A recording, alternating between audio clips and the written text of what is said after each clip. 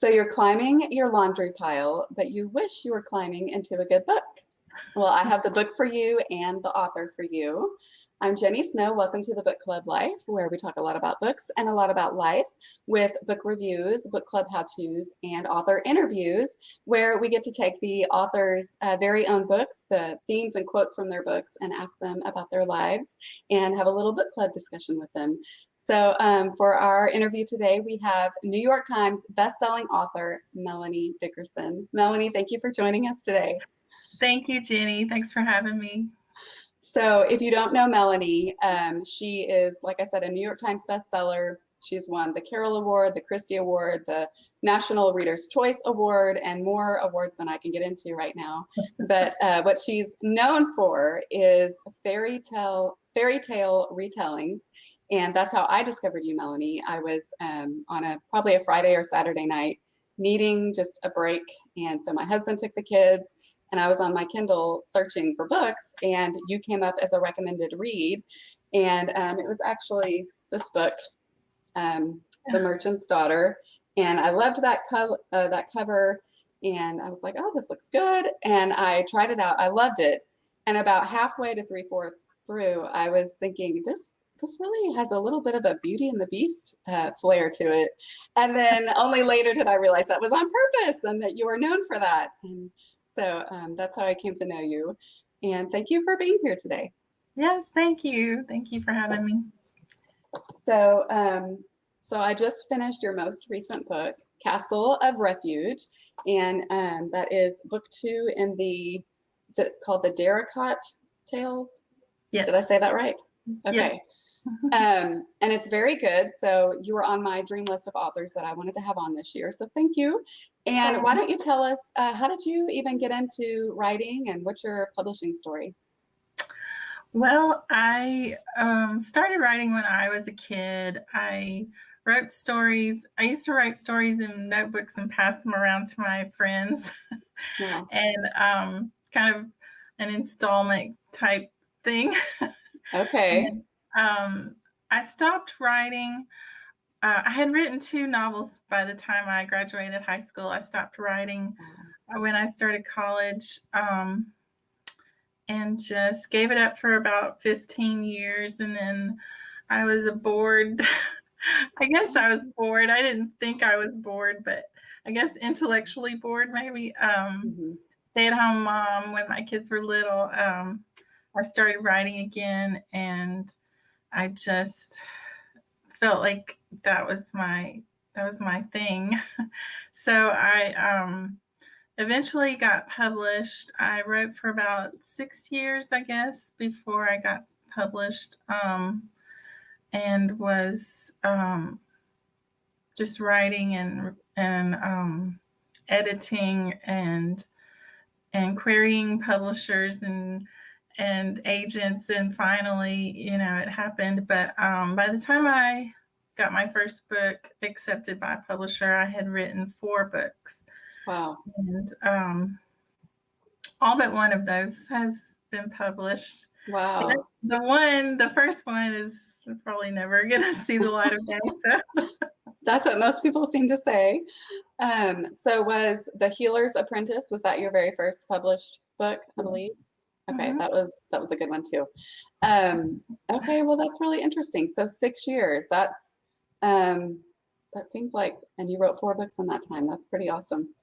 So, and before I forget to mention it, I am giving away one of Melanie's books. So if you haven't read Castle of Refuge, I'm giving this away.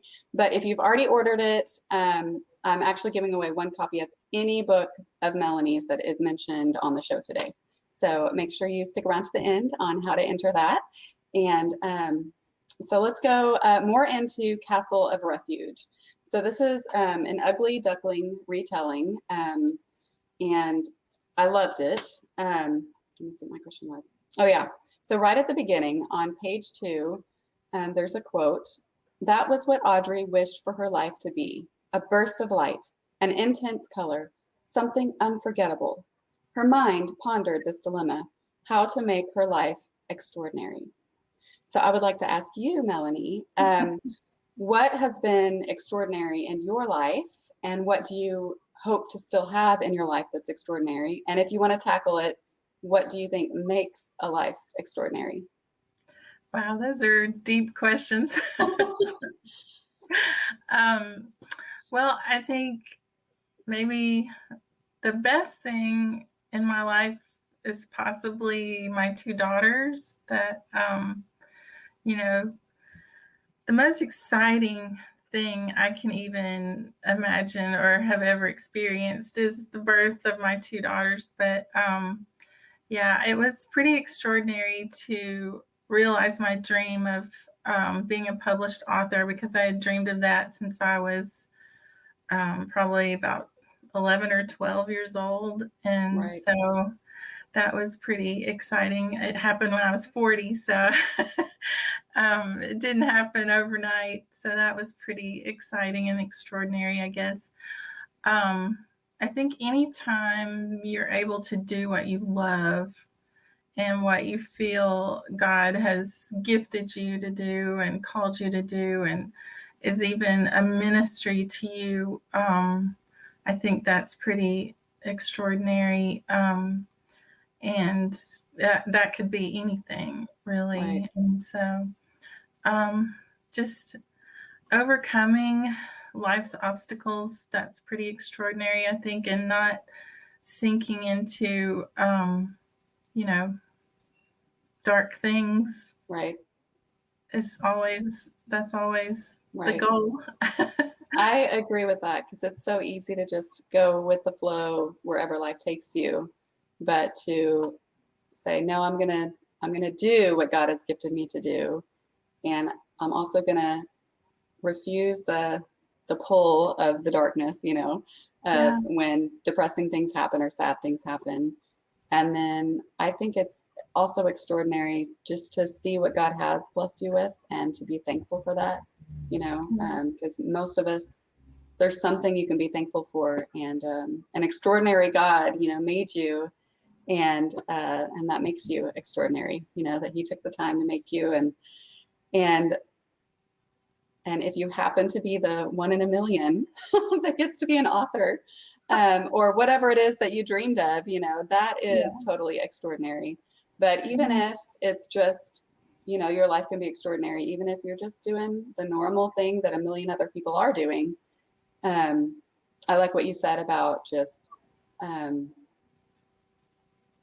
refusing the bad and accepting the good and being thankful for it. And that's pretty extraordinary. Okay, so my next question, the next thing that stuck out to me, I loved, well, actually, many things all throughout the book stuck out to me, but I had to narrow it down to just a few. So on page 275, there's a quote that says, "Your scars are what make you beautiful, the things you have overcome, the way you have stayed gentle and kind and compassionate in spite of what has been done to you." So it is an ugly duckling retelling, and there's at least one character that has a scar, a physical scar, but we all carry emotional scars. There's things that happen to all of us. So I was wondering if you would be willing to tell us about a scar in your life, and how did it change you? Did it make you more compassionate, or were you tempted to become angry, bitter, vengeful about the thing that happened? Because you can go either way. And so how do you choose the good and not the bad, and just how did that shape who you are? Yeah, I don't know if you knew, well, before you sent me this question, um, the the fact that I have been through a really terrible divorce. But we talked a little bit about that. I was probably going to share about that. Um, it has been a struggle because I was in an abusive marriage for a long time. It's been very difficult. Um, just it's something that I don't think you can imagine, even unless you've gone through it. And I've met a lot of Christian women who've gone through divorce, and it does change you, I think. But some of the most extraordinary and compassionate and non-judgmental women I've ever met have been divorced. And you can either become bitter or you can let it make you better, I think. And it was a struggle not to become bitter because because of the way things worked out in my divorce, but it is a choice. You choose whether to let it make you bitter or not. And I think I'm much less judgmental. I don't think I was a very judgmental person before, but now I'm even more aware that everybody goes through things and that God is not, he's not like a lot of people think. He's not standing there waiting for you to mess up. He's not demanding that you get everything right. He's not saying, oh, you're disqualified now because you're divorced. Right. He's not that kind of God. And Right. it's very obvious, Jesus is God incarnate, and he never condemned anyone who was struggling or who had gone through something terrible, or, and even Right. people caught in doing something wrong. He never condemned, and I don't want to ever condemn anyone. So yeah, it's taught me that. It's taught me compassion, and I think I was already a compassionate person, but now I see things differently, and I don't know. It's just it's just a Right. different perspective, and it is.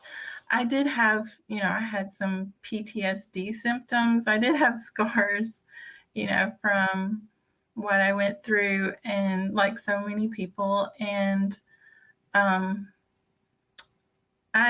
find myself drawn to people who have been through a lot of struggles and bad things in their lives, and it makes people, I want to say, deeper emotionally, deeper spiritually. It causes people to have to rely on God and God's love.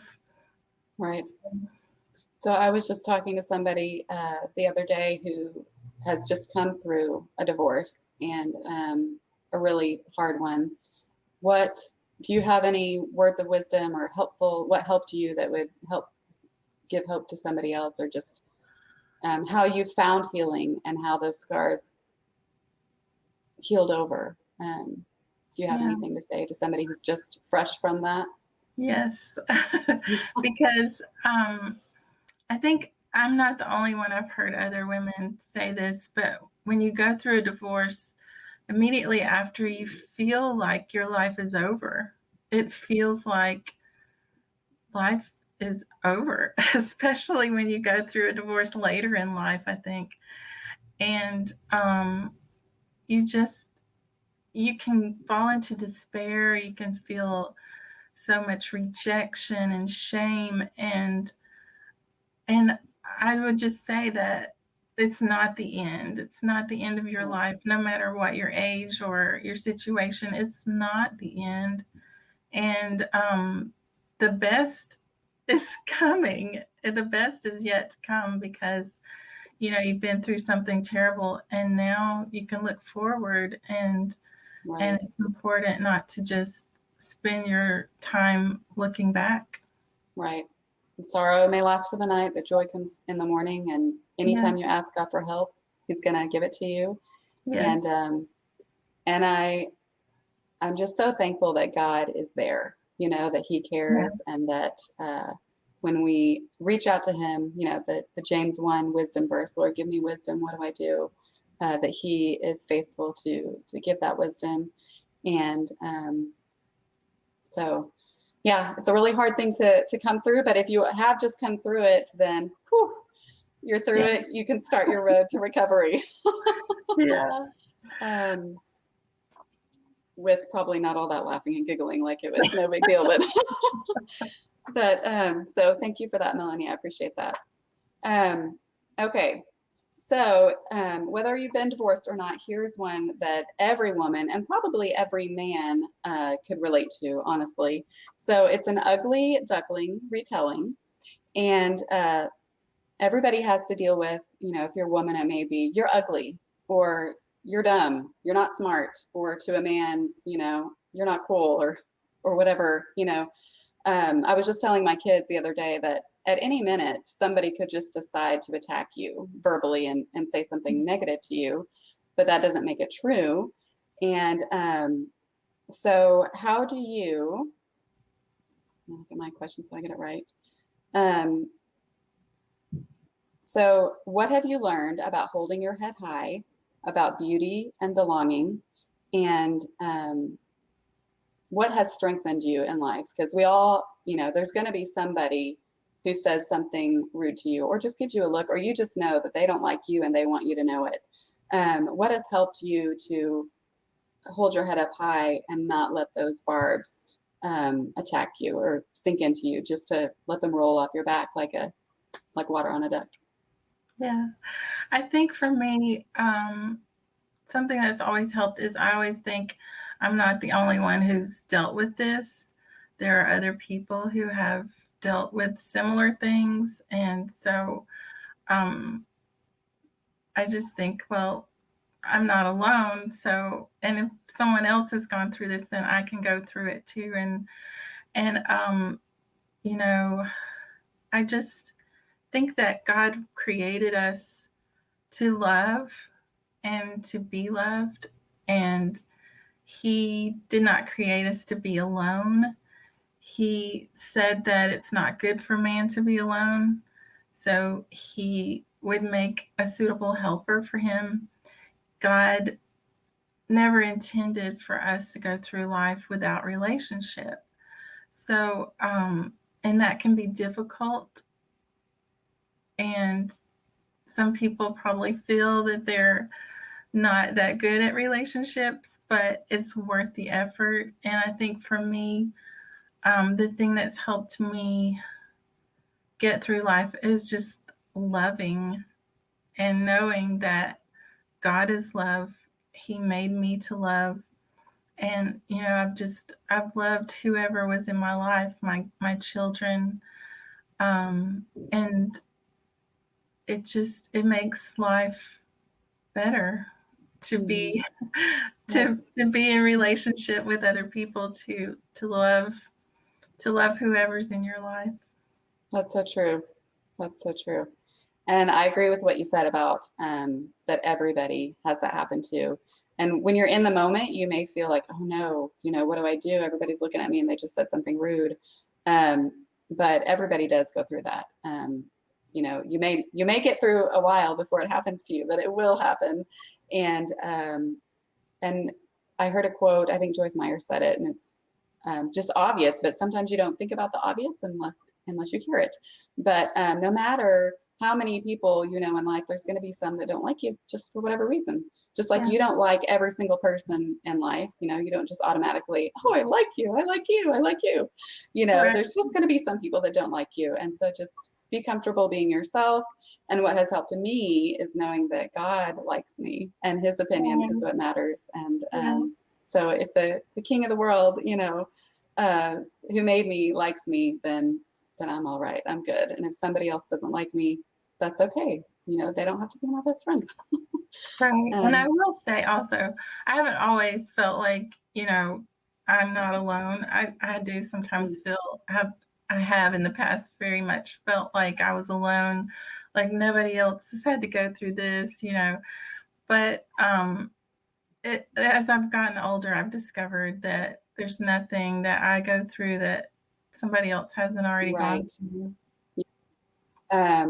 And maybe they just don't talk about it. You may just not know that somebody else has gone through it. I remember there was a motherhood issue that has nothing to do with this book, so I won't mention it, but I just felt like a failure as a mother because I struggled with this certain aspect and I didn't tell anybody. But then I started hearing other people having the same trouble. And I was like, oh, that's a common thing. Like, you also that was hard for you too. So I think just if people don't talk about it, you just don't know. But anyways, okay. So I love your title, Castle of Refuge.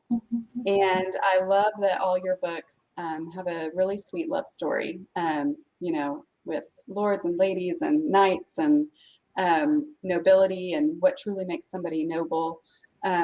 So where do you find refuge? And do you want to tell us a little bit about your own love story? Because after all of that, Jane, I know you have a really sweet love story too. Yeah. Well, God is my refuge, and He always has been. I've always, I don't think I could have gotten through a lot of things in my life, not just what I already shared, but other things, without knowing that God was my refuge, and He is the one who made us and loves us. So, so yeah, and just I like a lot of things, and the things we like can be our refuge, our like reading or you know, just the things that we like in life. But also my husband is my refuge. We met I guess it's been a year and a half ago. And we got married after dating for a year, and we just had our 6-month anniversary. So we're very happy. Yes. He's been through a lot in his life, just like me, and we just make each other happy, and I enjoy making him happy. He enjoys making me happy, and it's just great. Yes. That's awesome. That's some good marriage advice right there. Is make each other happy, and that's great when you enjoy some of the same things. I know sometimes opposites attract, but it is really nice to have a few things that you both enjoy. And it may not be reading, because I always imagined that I would be on the couch reading a book and my husband would be reading his book, and he's not into reading. But I'm totally fine with reading my book while he's watching a basketball game. Well, I will say, a friend of mine gave me some advice when this was way before I met my husband, wasn't even sure I'd ever date again.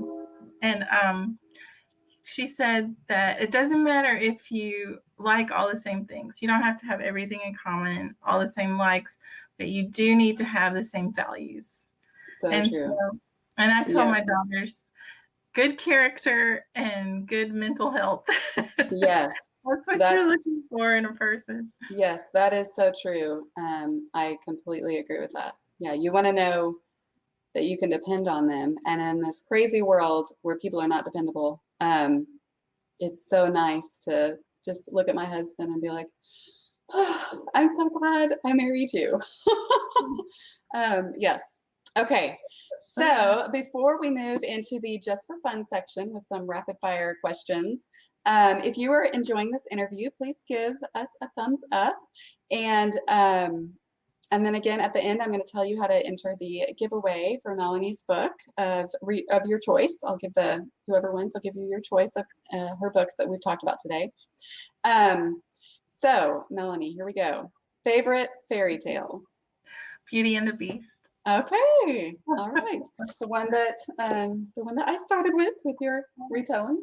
I like that one too. My favorite is Cinderella, the original version and the live action remake. I love them both. Okay, so if you suddenly discovered that you are a princess with a castle and all that comes with that, would you be most excited about having a cook, about having someone to do all the cleaning, or having someone to fix your hair and design your gowns and make you look beautiful? Or make your outfits look beautiful? I think it would have to be the maids cleaning. I hate to clean. I hate to clean so much. I actually like to cook sometimes, and I don't go anywhere. So why should I have a beautiful? Why do you have to do your hair? I think I would pick the cook, actually, because it's just so much chopping, so much chopping. Okay. So I know a lot of writers follow you as well. So for the writers out there, what is a writing tip or practice that has served you well and helped you? The most important advice I got was to persevere, to never give up. You never know. I got 32 rejections before The Healer's Apprentice was accepted for publication, and you never know. And these days, self-publishing is a very viable option. You don't have to be traditionally published to be successful as an author, for sure. So just don't give up. Don't give up on yourself. Don't give up on your writing, and just keep working at it. Get better and better. There's so much good advice out there now on the internet. So many great websites and articles you can read, and stuff on YouTube. Abby Emmons is amazing. Okay. I love her. Okay. We'll add her link to the show notes. Awesome. Very good. So keep going and don't give up. If you really want to do it, keep going. Yeah. Okay. Now here's a question I love to ask. An author I love is blank because blank. Oh, that's hard.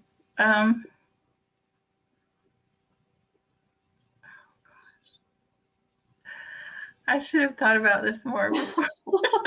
And it doesn't have to be your favorite, because I know that's impossible to narrow down. So maybe just one that you've enjoyed recently, or a classic favorite. Jane Austen. I mean, she's my favorite. Yes, and can't Pride go and wrong with Jane. She has 6 books, and all 6 of them are amazing, and I love them, and I love the stories. She's so good at stories. She's so good at romance. Yes. I've read all of her books at least twice, and I don't know. She's just amazing. I've read Pride and Prejudice, but I have not read all of them. I've seen, I think, all the movies that are adaptations, but yes, she's awesome. And I need to read some of her originals other than Pride and Prejudice. I'm not sure which ones I for sure have read, but good answer. Classic. Okay, so I love the title of your next book. Can you tell us about what's coming? You're the one who came up with that title, right? Yes, it was me. I'm thinking it was you. That's why I'm so excited about it. Other than just reading the great story, but the title is superb. Yes, it is.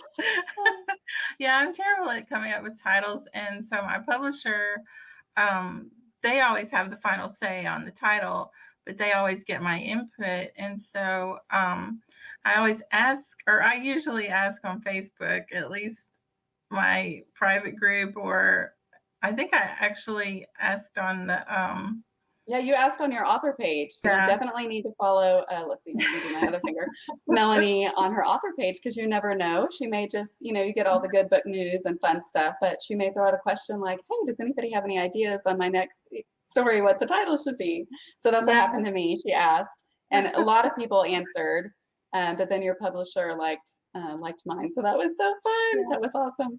That was my favorite too, Veil of Winter. So I'll tell a little bit about the book and then ask if anybody has a suggestion for a title. So okay, yeah, that's good. So Veil of Winter, and when is that coming out? Yeah, I hate to admit this, but it's going to be probably a year before it comes out, because it took me so long to write it. I kind of had, I don't know if I had writer's block. It was more like motivation block. And I struggled a lot. It took me about 8 months to write it. And I had stuff going on in my life that was very stressful. And then I also had back surgery and just everything you can think of. Yeah, you can't just write every day forever for the rest of your life. And Melanie's books are so worth waiting for. But you don't have to wait. This one just came out, Castle of Refuge. So if you do want to enter the giveaway for her book, what you need to do is just leave a comment right here on YouTube. And then I will also blog about it. And the link is down there to enter. But basically, I post about it on Facebook, Instagram. It's here on YouTube, obviously, and then my blog. So leave a comment and then make sure that you are a subscriber at jennysnow.net. /subscribe is how to do that. Nothing but net, jennysnow.net. And so that way I can track you down. Sometimes people's social media names don't match their email address. So that it's just the how to enter and the link to enter if you need more details and all the specifics on the date of how long you have to enter.